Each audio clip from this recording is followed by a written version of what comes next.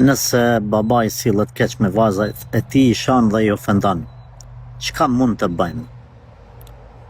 Duhet të bani sabër, duhet bani dua, pastaj t'i kryeni obligimet që Allahu ua ka vendos juve karshi babës, e gjërat të cilat janë vullnetare, nafile, sunete të pëlqyera, mund të mos i bani karshi tij, të mbani pak distancë në neje me ta, në muhabet me ta, me qëllim që mos marr deri tek ofendimi juaj.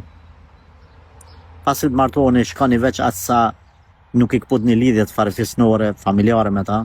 Nëse ndodh një smundje, një darsëm, një vdekje, shkoni kryeni obligimin si bija. Pastaj keni kujdes, domethënë nga ana juaj, ju mos ja ktheni me të keq atij me të njëjtën formë, dhe mos ja bini ju shkakun, sebepin, ju mos më bën sebep që ai më u irritua dhe me fillu me ju ofendu. Pra, obligimin ndaj tij kryeni si baba është fjala, edhe mbani distancë aq sa është e kërkuar tash. Cilat janë obligimet? Sa është distanca?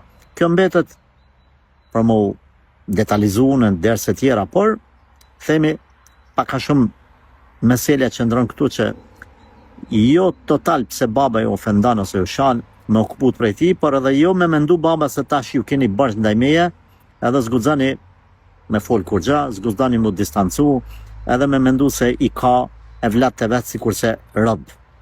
Jo.